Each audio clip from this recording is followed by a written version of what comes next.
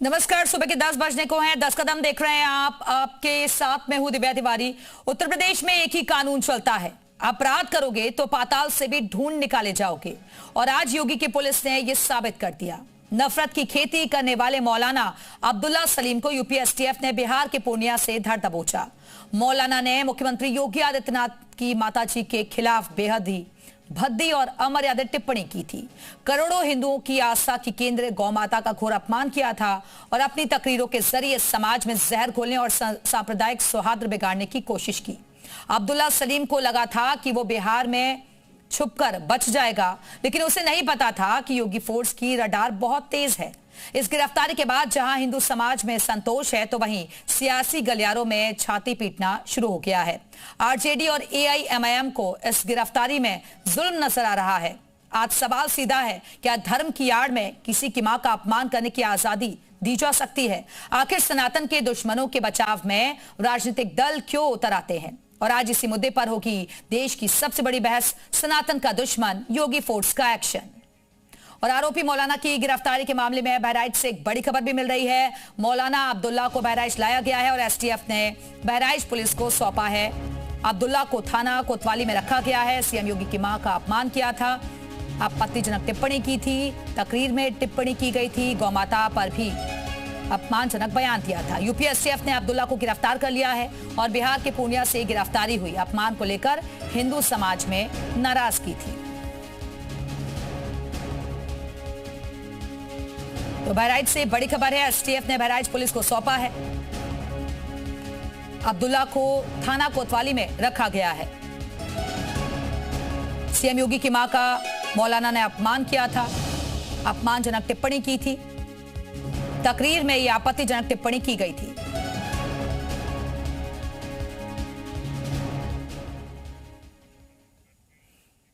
और सीएम योगी की मां पर विवादित बयान देने वाले मौलाना अब्दुल्ला सलीम ने गिरफ्तारी से पहले अपने बयान पर सफाई देते हुए वो नजर आए थे। कानून की नजर से बचने के लिए उन्होंने अररिया में अपने विवादित बयान को लेकर खंडन कर अपनी सफाई पेश की। तो योगी जी के अम्मा रियल में उनका गोश्त नहीं, मेरा मकसद था गाय माता का गोश्त। तो वो अल्फाज के इस्तेमाल में कुछ अगर चूक हुई है तो मैं ये कहूँगा उन लोगों को जिनको तकलीफ पहुंची है, भाई मुझे खुद इस पर पछतावा है। आप इसको उस पर मत लीजिए, दिल पे मत लीजिए। और मेरा मकसद यही था कि भाई जितने भी हमारे मुस्लिम भाई हैं जो खाने पर जोर देते हैं, भाई आप अपने बच्चों की तालीम पर खर्च कीजिए। उस दिन के प्रोग्राम में मेरा यही मकसद था कहने का। तो आपको बता दें कि किस तरीके से ये बिहार में छिपने की कोशिश कर रहा था। ऐसे लग रहा था कि ये बच जाएगा, लेकिन योगी फोर्स जो है उसकी आंख इतनी तेज है कि उसकी नजर वहां तक पहुंच गई और फिर इसे गिरफ्तार किया गया। बिहार के पूर्णिया से और बहराइच लाया गया है, वहां इससे पूछताछ की जाएगी। हालांकि जब बयान दिया उसके बाद बवाल भी हुआ था और हिंदू समाज में नाराजगी भी देखी जा रही थी। और आइए इसी मुद्दे पर चर्चा करने के लिए इस वक्त खास मेहमान भी हमारे से जुड़ गए, उनका तारुफ आपसे करवाते हैं। इंद्रेश कौशिक जी, हिंदू धर्म गुरु हमारे से जुड़े हुए हैं। सैयद कैफ हसन, मुस्लिम स्कॉलर हमारे साथ मौजूद हैं। ऋचा सिंह, बीजेपी प्रवक्ता हमारे साथ जुड़ी हुई हैं। लखनऊ से मयूर शुक्ला हमारे साथ मौजूद हैं और पूर्णिया से शिवम राज हमारे साथ जुड़े हुए हैं। लेकिन सबसे पहले पूर्णिया चलते हैं जहां से मौलाना को गिरफ्तार किया गया। ठीक है, पटना से हमारे साथ जुड़ गए हैं शिवम। शिवम, हम चाहेंगे कि कैसे योगी की फोर्स यहां तक पहुंची, मौलाना कहां पर छिपा हुआ था, कैसे इसकी गिरफ्तारी हुई? जी बिल्कुल, देखिए जिस तरीके से अब्दुल्ला सलीम ने यूपी के मुख्यमंत्री योगी आदित्यनाथ की मां पर जिस तरीके से अभद्र टिप्पणी की थी, उसको लेकर एसटीएफ लगातार उनकी तलाशी कर रहा था। अररिया के रहने वाले हैं मौलाना अब्दुल सलीम, लेकिन वो पूर्णिया में आकर छिपे हुए थे। यूपी एसटीएफ को इसकी जानकारी मिली और दबिश के बाद जो है मौलाना को वहां से गिरफ्तार कर लिया गया है। गिरफ्तारी के बाद लेकिन सीमांचल के क्षेत्र में जो है वो राजनीति काफ़ी ज़्यादा तेज हो चुकी है। जिस तरीके से एआईएमआईएम के प्रदेश अध्यक्ष अख्तरुल इमाम ने कहा है कि जिस तरीके से उनकी गिरफ्तारी हुई है वो खास साफ तौर पर दिख रहा है कि वो उन्हें बचाने की कोशिश कर रहे हैं। उनका कहना है कि बयान का ये मतलब नहीं था, उन्हें फंसाया गया है। वही आरजेडी के पूर्व नेता, पूर्व विधायक की तरफ से इसी तरीके के बयान आए। तो जिस तरीके से उनकी गिरफ्तारी हुई है, सबने देखा है, पूरा देश ये देख रहा है कि जो बयान उन्होंने दिया था, अब्दुल्ला सलीम ने दिया था, वो आपत्तिजनक था, अपशब्द का इस्तेमाल किया गया था, लेकिन उसके बावजूद भी उनके बयानों को बचाने की कोशिश कर रहे हैं, अपने नेता को बचाने की कोशिश कर रहे हैं। तो कहीं ना कहीं ये समाज के हित में नहीं है। अगर राजनीति, हर मुद्दे पर राजनीति नहीं करनी चाहिए, ये ओवैसी की पार्टी को भी समझनी चाहिए कि अगर आप राजनीति समाज के हित में कर रहे हैं तो वो ठीक है, लेकिन जिस तरीके से देश का माहौल बिगाड़ने की कोशिश करना इस तरीके के बयान से, तो वो काफी दुर्भाग्यपूर्ण है। बिल्कुल, देश का माहौल बर्दाश्त नहीं करेगा अगर कोई अपमान करेगा तो। ठीक है, वापस आएंगे शिवम आपके पास, लखनऊ चलते हैं। मयूर शुक्ला भी हमारे से जुड़े हुए हैं। मयूर, क्योंकि योगी सरकार का साफ संदेश है कि अगर अपराध किया है आपने तो पाताल से भी ढूंढ निकालेंगे, और वही किया गया, बिहार तक पहुंच गई योगी फोर्स। बिल्कुल, देखिए, जब अब्दुल्ला सलीम का ये बयान सामने आया था, काफी अपमानजनक, आपत्तिजनक था, ऊपर से सीएम योगी आदित्यनाथ की मां को लेकर, तो ये तो तय था कि कार्रवाई उसके ऊपर जरूर होगी। और अब गोरखपुर एसटीएफ की टीम ने जब उसको गिरफ्तार किया, बहराइच में फिलहाल उसको रखा गया, उससे पूछताछ की जा रही है, क्योंकि जब वीडियो वायरल हुआ उसके बाद उत्तर प्रदेश में लगभग 80 से ज्यादा प्राथमिकी उसके खिलाफ दर्ज कराई गई थी। हिंदू समाज में तमाम जो है नाराजगी थी, क्योंकि गाय माता को लेकर भी उसने विवादित टिप्पणी की थी। इसी के साथ जो कार्रवाई है वो इसके ऊपर अब की जाएगी। और क्योंकि वीडियो इनका एक और बाद में जरूर सामने आया था, माफी मांगते हुए नजर आए थे, लेकिन उसका बहुत ज्यादा असर देखने को नहीं मिला है। तो अब पूछताछ इससे यूपी एसटीएफ करेगी और कहां से इसका कनेक्शन है, फंडिंग की भी बात की जाएगी, और इनकी तकरीरें जो पुरानी रही हैं उस पर भी यूपी एसटीएफ की नजर रहेगी कि पहले ये क्या क्या बयान देते रहे, किस तरीके से लोगों को उकसाते रहे हैं, उसका भी फुटेज निकालने का पुराना काम किया जाएगा और उसके आधार पे आगे की कार्रवाई की जाएगी। ठीक है मयूर, बने रहेगा, वापस आएंगे आपके पास। और आइए अब चर्चा को आगे बढ़ाते हैं। इंद्रेश कौशिक जी, अब मैं आपके पास आना चाहूंगी। इस कार्रवाई को आप लोग किस तरीके से देख रहे हैं, क्योंकि अब इस पर राजनीति भी नजर आ रही है, लेकिन नफरत का बीज अगर बोगे तो फिर अंजाम भुगतना होगा, साफ संदेश है। अब तो कहता हूं, राजनेता होना एक अलग विषय, कोई राजनीति से जुड़ा है, यह दूसरा विषय है, लेकिन माँ तो सबकी समान है। वो चाहे राजनेता की माँ हो, चाहे किसी परिवारी व्यक्ति की माँ हो, चाहे किसी किसान की माँ हो, चाहे किसी संत की माँ हो, माँ तो माँ होती है। पुत्रो जायते माता कुमाता ना भवत, पूत कपूत सुने हैं जग में, पर माता सुनी न कुमाता। पुत्र को कुपुत्र होते हुए देखा गया, लेकिन कोई माता कभी कुमाता नहीं हुई। और एक माता के ऊपर इस प्रकार का घृणित बयान देना, ये तो उनके परवरिश को दर्शाता है, उनके संस्कार को दर्शाता है, किस प्रकार से उनके संस्कार हैं, कैसे उनकी परवरिश की गई। और हालांकि हम इनसे उम्मीद ही क्या कर सकते हैं, जो स्वयं म्लेच्छ हैं, जो स्वयं अपने घर की बहन बेटियों को नहीं समझते, जो अपनी माता को नहीं समझते, जो अपनी बहन को नहीं समझते, वो दूसरी की माँ को क्या समझेंगे। तो एक माँ को गाली देना बड़ा ही दुर्भाग्यपूर्ण है। और हम तो ये कहते हैं कि जो कार्रवाई इनके ऊपर हुई, अभी ये कार्रवाई बड़ी छोटी है, इनके ऊपर ऐसी कार्रवाई होनी चाहिए कि आने वाली इनकी 7 पुश्तों की जो नस्लें हैं वो भी याद रखें, किसी भी माँ को गाली देने से पहले उनके रूह कांप जाए, किसी माता को अपशब्द कहने से पहले उनके रूह कांप जाए। तो मैं सरकार से बिल्कुल निवेदन करता हूं कि इनके ऊपर कठोर कार्रवाई होनी चाहिए। ठीक है सैयद साहब, मैं आपके पास आती हूँ। वो कह रहे हैं, अभी सुना आपने इंद्रेश जी को, वो कह रहे हैं कि भाई ये तो छोटी कार्रवाई है, इससे भी सख्त सजा मिलनी चाहिए। हालांकि भी आपने सुना होगा कि मौलाना जो है अपने बयान पर अब माफी भी मांग रहे हैं। आवाज आ रही है मेरी? जी जी बोलिए। जी, मैं जो भी आपत्तिजनक बयान दिए हैं, किसी ने भी दिए हैं, किसी को माँ को लेकर के, चाहे वो कोई भी इंसान हो, ऐसे बयान का मैं खंडन करता हूँ, कंडन करता हूँ। नहीं देना चाहिए, पब्लिक प्लेस पे बिल्कुल भी नहीं देना चाहिए। और एक शेर है कि चलती फिरती आंखों से मैंने अज़ां देखी है, मैंने जन्नत तो नहीं देखी है, माँ देखी है। तो माँ का रुतबा जाहिर सी बात है किसी भी शख्स के लिए सर्वोपरि है। और जो माँ का सम्मान है हमारे धर्म में, हमारे इंडियन कल्चर में, वो एक सैंक्टिटी रखता है अपने आप में। तो मैं इसको खंडन करता हूँ। लेकिन वहीं मैं ये बताना चाह रहे थे कि हेट स्पीच या हेट इस तरीके की आपत्तिजनक बयान दे करके जो है इनके ऊपर कार्रवाई होनी चाहिए। तो मैं पूछता हूँ, इतनी त्वरित कार्रवाई तब क्यों नहीं होती है जब नुपुर शर्मा जो है भड़काऊ बयान देती हैं? इतनी त्वरित कार्रवाई जब टी राजा सिंह बयान देते हैं तब क्यों नहीं कार्रवाई होती है? मैं पूछता हूँ, जब यति नरसिंहानंद इसी उत्तर प्रदेश की धरती पे खड़े होकर के गंदी बातें और हेटरेट फैलाने का करते हैं, तब ये कार्रवाई कहाँ चली जाती है? मैं आपके माध्यम से सवाल पूछना चाहता हूं। ठीक है, आपके सवाल का जवाब आगे मैं ऋचा जी से लूंगी। बीजेपी प्रवक्ता हमारे साथ जुड़ी हुई हैं, लेकिन उससे पहले हम पटना चल लेते हैं। शिवम भी हमारे साथ जुड़े हुए। शिवम, क्योंकि अब पुराने बयानों को भी खंगाला जाएगा, पूरा डेटा निकाला जाएगा कि कब कब इस तरीके के और बयान दिए गए विवादित।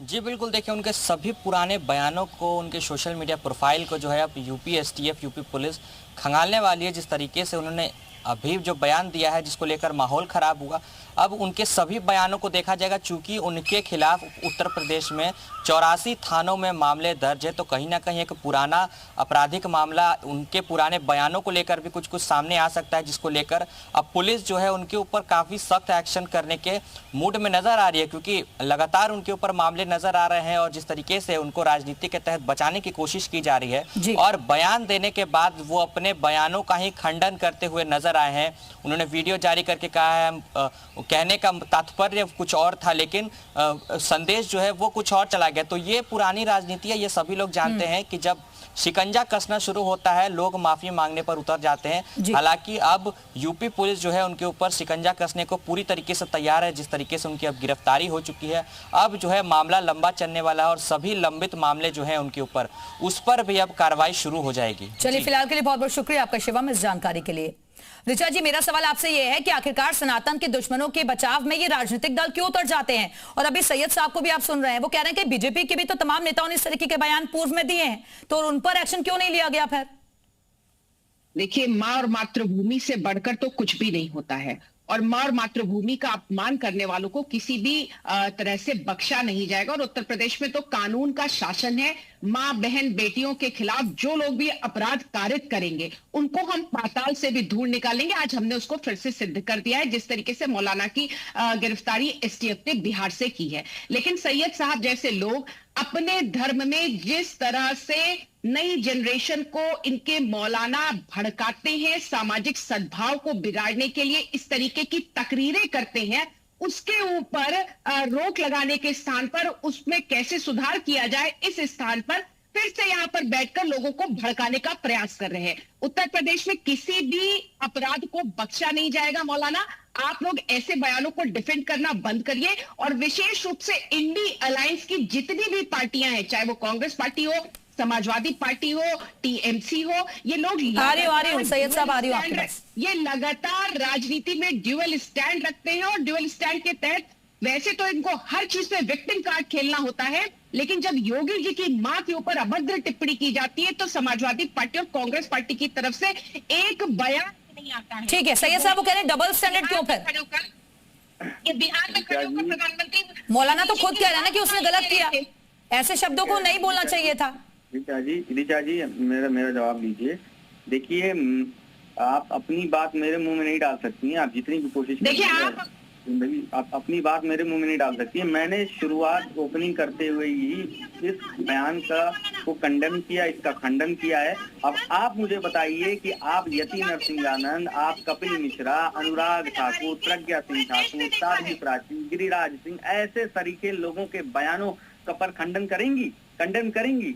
आप बताइए फिर डबल स्टैंडर्ड किसका हुआ? देखिए, आपने जिन लोगों का नाम लिया उनके खिलाफ डबल स्टैंडर्ड किसका हुआ? नुपुर शर्मा के बयान पे कौन खंडन करेगा? कौन खंडन करेगा? राजा सिंह के बयान को कौन खंडन करेगा? कपिल मिश्रा, अनुराग ठाकुर, आपकी पार्टी के लोग हैं, नफरत करते हैं। आप इस्लाम की आड़ में अपराध करना बंद कीजिए मौलाना। इस्लाम की आड़ में अपराध करना बंद कीजिए। धार्मिक स्वतंत्रता के नाम पर आप मां बेटियों को गाली देंगे, धार्मिक स्वतंत्रता के नाम पर देश का सद्भाव बिगाड़ेंगे, धार्मिक स्वतंत्रता के नाम पर आप कानून को अपने हाथ में ले लेंगे, धार्मिक स्वतंत्रता के नाम पर आप शुक्रवार को जुमे की नमाज पढ़ने के लिए मस्जिद में जाते हैं, बाहर निकलकर पत्थरों को अपने हाथ में उठा लेते हैं। इसका आप कब खंडन करेंगे? इसकी आप कब निंदा करेंगे? आपके धार्मिक स्वतंत्रता के नाम पर इस देश के सद्भाव को बिगाड़ना बंद कीजिए, धार्मिक स्वतंत्रता के नाम पर बहन बेटियों को अपमानित करना बंद कीजिए, और धार्मिक स्वतंत्रता के नाम पर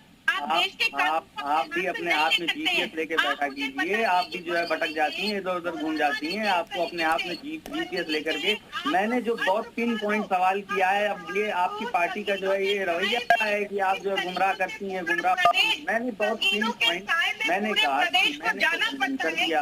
आप बताइए, आप अपनी पार्टी के लोगों को कंडन करेंगी? जिस दिन कंडन करेंगी हो सकता है पार्टी से निकाल दिया जाए, हो सकता है कि आपको पार्टी से निकाल दिया जाए।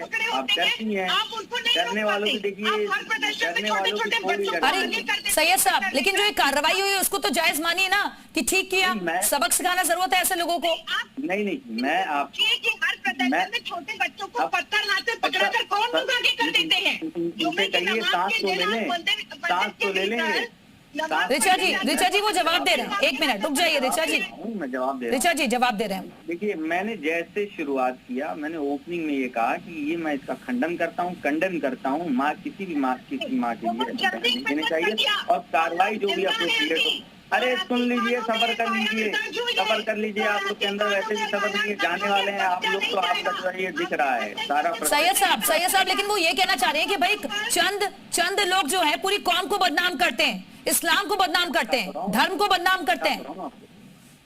क्या आसाराम बापू पूरे हिंदू धर्म को रिप्रेजेंट करते हैं? क्या बाबा राम रहीम पूरे हिंदू धर्म को रिप्रेजेंट करते हैं? बताइए, आप जवाब दीजिए मेरी बात का। वैसे ही कोई भी मौलाना हमारे पूरे धर्म को रिप्रेजेंट नहीं करता है। और रही बात जो है, मैंने पहले कंडम किया, मैं इनसे पूछना चाहता हूं आपके माध्यम से कि अनुराग ठाकुर, साध्वी प्रज्ञा सिंह, साध्वी प्राची, ऐसे लोगों के बयान का एक खंडन करेंगी? मैंने तो कर दिया। तो फिर बताइए कि डबल स्टैंडर्ड किसका? और मैं आपके माध्यम से कहना चाहता हूं कि कानून अगर एक के लिए तेज है और दूसरे के लिए धीमा है तो वो न्याय नहीं है, वो राजनीति है। अच्छा, तो आपको लग रहा है कि अभी भी न्याय नहीं हो रहा? ठीक है इंद्रेश जी, ऋचा जी मैं आऊंगी आपके पास। वो कह रहे हैं कि भाई इसमें भी पक्षपात हो रहा है। आ रही हूँ ऋचा जी, ऋचा जी आ रही हूँ। पक्षपात नहीं हो रहा है, पक्षपात ऋचा जी आ रही हूँ आपके पास। इंद्रेश जी। जी हाँ, पक्षपात तब होता बहन जब हमारे तरफ से भी कोई एक फरमान जारी होता शर्तन से जुदा। अभी भाई साहब बड़ी सुंदर एक बात कर रहे थे कि बड़े बड़े जो संत हुए, साध्वी ऋचा, साध्वी प्राची, अनुराग ठाकुर और ऐसे कई नाम आपने लिए, क्या उनके बयानों का खंडन करेंगे? और इन्होंने नूपुर शर्मा की बात किया। ठीक है इंद्रेश जी, आती हूँ वापस आपके पास। लेकिन राजीव शर्मा बहराइच से हमारे साथ जुड़े हुए हैं। राजीव, वहां से क्या खबर आपके पास, क्योंकि मौलाना को यहाँ लाया गया है बहराइच में? निश्चित तौर पर इस समय हम बहराइच की कोतवाली नगर में सीधे पहुंचे हुए हैं और आप हमारे पास ये देख सकते हैं BR38AM 4644 नंबर की ये हाईराइडर गाड़ी है। इसी से मौलाने को पकड़ कर लाया गया है और एसटीएफ की टीम ने इसको पकड़ कर बहराइच के पुलिस सुपुर्द किया है। उसमें सबसे बड़ी कार्रवाई अगर मानी जाए तो कोतवाल नगर प्रदीप सिंह की कार्रवाई मानी जा रही है, क्योंकि जो आरोपी जो मौलाना है जिसने योगी आदित्यनाथ की मां के ऊपर और गौ माता के ऊपर जो अभद्र टिप्पणी की थी, इसके बाद जो माहौल बिगड़ा पूरे सूबे की अगर बात की है तो तकरीबन 83 मुकदमे लिखे गए हैं सूबे में, और पूरे प्रदेश की अगर बात की जाए तो 121 मुकदमे इस आरोपी मौलाना जो है अब्दुल्ला सलीम के ऊपर लिखा गया है। तो उस जो आरोपी है उसको पकड़कर बहराइच के कोतवाली नगर में लाया गया है और इसी कोतवाली के अंदर उससे पूछताछ चल रही है और बकायदा जो कोतवाल है प्रदीप सिंह उससे पूछताछ कर रहे हैं। तो पूछताछ के बाद उसको सीधे तौर पर यहाँ पर कोर्ट में पेश किया जाएगा, फिर उसको जैसा अदालत आदेश करेगी उसको जेल भेजा जाएगा, फिर उसको रिमांड में पूछताछ की जा सकती है। तो इस तरीके से इससे बड़ा माहौल खराब करने की कोशिश की सूबे के अंदर, तो सूबे के मुख्यमंत्री योगी आदित्यनाथ उनकी मां के ऊपर आभर। बिल्कुल राजीव, जैसे कि आप जानकारी दे रहे हैं कि इसके बाद कोर्ट में भी पेश किया जाएगा, रिमांड पर भी लिया जा सकता है, लेकिन अभी फिलहाल पूछताछ में कौन कौन अधिकारी मौके पर मौजूद है? अगर पूछताछ की बात करें तो सबसे बड़ी बात यह है कि बहराइच के जो नए पुलिस अधीक्षक है विश्वजीत श्रीवास्तव, उन्होंने देर रात में ही आकर के अपना पदभार ग्रहण कर लिया है। तकरीबन 2 बजे रात में आकर के उन्होंने अपनी कुर्सी ज्वाइन कर ली है और वो भी पूछताछ के लिए अभी कोतवाली नगर पहुंचने वाले हैं। ठीक है, फिलहाल के लिए बहुत बहुत शुक्रिया आपका राजीव। जैसे ही कुछ इसमें अपडेट आए जरूर बताइएगा। आइए एक बार फिर से चर्चा पर चलते हैं। इंद्रेश जी, माफी के साथ मैंने बीच में आपको टोका था, आप अपनी बात पूरी कीजिए, फिर ऋचा जी के पास जाऊंगी। कि ये भाई साहब बता रहे हैं कि जो कार्यवाही की गई, कार्यवाही में भेदभाव किया गया। देखिए, भेदभाव नहीं किया गया। अगर आपने शायद इस बात को समझा होता कि हम हमारे देश में सामंजस्य में रहते थे, हिंदू मुस्लिम सिख ईसाई आपस में सब भाई भाई, ये नारा देने वाला भी कोई हिंदू हुआ करता था। अब्दुल रहमान धागा प्रेम का मत तोड़ो, चटकाए टूटे से फिर ना जुड़े जुड़े गांठ पड़ जाए, ये नारा देने वाला भी मुसलमान के घर से पैदा हुआ हिंदू सामंजस्य को बनाने वाला व्यक्ति ही था। चांद बीबी मुसलमान घर में पैदा होकर के हिंदू सामंजस्य बनाने वाली एक घर में पैदा हुई एक सुंदर धरोहर ही थी। लेकिन आज आपने कहा कि कार्रवाई में भेदभाव हो गया। भेदभाव आपको क्यों लग रहा है पता है? जब हमारे तरफ से कोई कुछ बोलता है तो आपके तरफ से एक फरमान जारी होता है सरतम से जुदा, और आपके तरफ जब कोई बोला तो मेरे तरफ से फरमान जारी नहीं हुआ सरतम से जुदा। रही बात नूपुर शर्मा की, साध्वी की बात आपने किया, ऋचा की बात आपने किया, अनुराग ठाकुर की बात आपने किया, आपके लोगों ने, आपके कौम ने सरतम से जुदा। अरे एक बार प्रशासन के आड़ में आप जाते तो प्रशासन के पास में जाते हैं तो अरे भाई आप बच्चियों के रेप करोगे और अगर हमारे तरफ से कोई बोल देगा तो सरतन से जुदा का फरमान भी तुम्हें जारी कर दोगे। अगर हम भी सरतन से फरमान का जारी करें, सरतन से जुदा हम बोलें इसके सर के काटो, इसके सर को काट करके डालो, इसको मारो, इसको भगाओ, इसको हटाओ, इसको मिटाओ, तो न्याय संगत आपको लगेगा क्या? तो न्याय संगत लगेगा क्या? ये इसमें कोई भेदभाव नहीं है। अभी आपको भी ये कहना चाहिए कि इसमें कार्रवाई और कठोर होनी चाहिए, तब बड़ा सुंदर लगेगा। ठीक है सैयद जी, जवाब दे दीजिए। अपराधियों का महिमामंडन हमारे वहाँ नहीं होता है, फूल माला नहीं पहनाई जाती। आसिफा का रेप करने वालों को आसिफा का रेप करने वाले अपराधियों को फूल माला हमने नहीं पहनाया था। आसिफा के रेप करने वालों को फूल माला हमने नहीं पहनाया था। अपराधियों का महिमामंडन हमारे वहाँ नहीं होता है। जामिया में प्रोटेस्ट कर रहे बच्चों के ऊपर गोली चलाने वाले पे फूल माला हमने नहीं पहनाया था। कपिल मिश्रा और ऐसे लोग जो ऐसे बयान देते हैं उनका महिमामंडन हम नहीं करते हैं और ना किया है। अरे तो भाई आप ये कह दीजिए कि हम उस ताल्लुकात से, आप ये कहिए कि हम उस कौम से कोई ताल्लुकात नहीं रखते हैं जिस कौम में उन्होंने ये कहा कि बच्ची के रेप हो जाए, चलो कोई बात नहीं, बच्चे हैं। आप ये कहिए कि हम उस कौम से कोई ताल्लुकात नहीं रखते। आप कहिए ना चीज। कह तो रहा हूँ मैं कह तो रहा हूँ जैसे आसाराम बापू पूरे हिंदू कम्युनिटी को रिप्रेजेंट नहीं करते हैं, जैसे राम रहीम पूरे हिंदू कम्युनिटी को रिप्रेजेंट नहीं करते हैं, वैसे ही हाँ ऐसे बयान देने वाले या ऐसे कृत्य करने वाले किसी कम्युनिटी को रिप्रेजेंट नहीं करते हैं। अपराधी हैं, अपराधियों की तरह डील करना चाहिए। ठीक है ऋचा जी। अपराधी और अपराधियों की तरह डील होगा। उसके बाद इनकी कौम को इस बात का दर्द नहीं होना चाहिए कि हमारे साथ अत्याचार हो रहा है, क्योंकि ये जिस तरीके की सिलेक्टिव पॉलिटिक्स कर रहे हैं नहीं। फूल माला बंद कीजिए। माँ हमारे लिए समान है। कौन थे? बिल्किस बानो के संगीत को बाहर निकालने वाली सरकार कौन थी? बिल्किस बानो के रेप नहीं सैयद साहब, फिर आपको इतना दर्द क्यों हो रहा है? अगर बोलिए ना, अपराधी है, फिर उसमें कौम क्यों देखी जा रही है? मजहब क्यों देख रहे हैं फिर आप लोग? अरे भाई माँ तो माँ है, किसी की भी हो। बाबू को आपका मजहब देखती हैं, आप आसाराम बाबू का मजहब देखती हैं, आप बाबा राम रहीम का मजहब देखती हैं, आप बिल्किस बानो के रेप करने वालों का मजहब देखती हैं, आप जकिया जाफरी, एहसान जाफरी को मारने वालों का मजहब देखती हैं, आप आसिफा के रेप करने वालों का मजहब देखती हैं। कोई फतवा नहीं जारी होता है, आपका कोई फतवा नहीं जारी होता है इस तरीके के जवाब दीजिए आप। बिल्कुल एक फतवा जारी कर दीजिए। आपका धर्म जो आए दिन महिलाओं के खिलाफ फतवे जारी करता है, एक फतवा लगे हाथ आप लोग इस तरीके के मौलाना के खिलाफ भी कर दीजिए। लेकिन आपको धार्मिक स्वतंत्रता की आड़ में इस देश के कानून को अपने हाथ में लेना। ठीक है, एक छोटा सा रिएक्शन जल्दी से सैयद साहब, 30 सेकंड्स में जल्दी से। भाई पूछ रहा हूँ मैं, आप आसाराम बापू का मजहब देखती हैं, आप बाबा राम रहीम का मजहब देखती हैं, आप आसिफा के रेप करने वालों का मजहब देखती हैं, बिल्किस बानो के रेप करने वालों का मजहब देखती हैं, बिल्किस बानो के रेप करने वालों को फूल माला चढ़ाते उनका मजहब देखती हैं। सैयद साहब, लेकिन आसाराम बापू तो जेल में रहे थे ना? अरे तो सजा तो हुई उनको। सजा हो गई। हम मजहब नहीं देखते हैं। अगर आप मजहब एक तरफ देख लें तो आप आसाराम बापू का चलिए फिलहाल के लिए बहुत बहुत शुक्रिया आप सभी मेहमानों का हमारे साथ चर्चा में शामिल होने के लिए। तो इसी के साथ ही 10 कदम है अभी के लिए फिलहाल इतना ही। वक्त एक छोटे से ब्रेक का।